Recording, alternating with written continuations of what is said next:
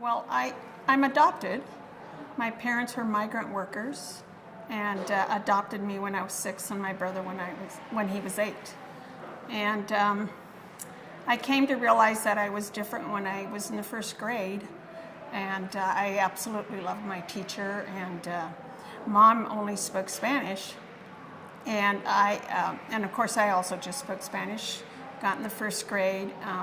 So Mom had her first parent-teacher conference. She brought my sister-in-law along to interpret because we had an older brother. And so when we got home, my mom sat me down and had a little talk with me in Spanish, of course, and told me that I needed to stop talking in class or the teacher would put me back in the corner. And I started crying and I was just crushed, and I said, well, I thought that the reason that Mrs. Kaiser put me in the corner was because she liked me. And my mom said, well, no, she put you in the corner because all you do is chatter in Spanish and disrupt the class, and that's her only way of getting you to not talk. So shortly after that, Mom died, and it was really a traumatic time for my brother and I.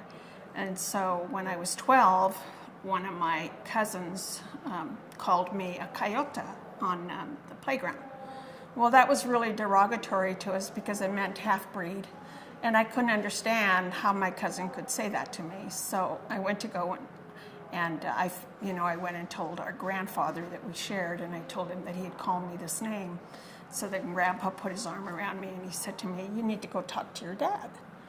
So I did.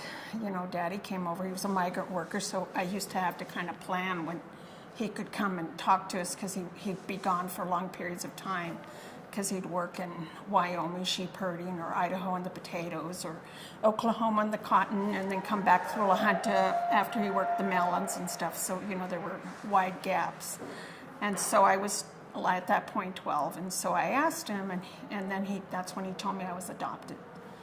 And I finally realized what was going on and that things were different. And,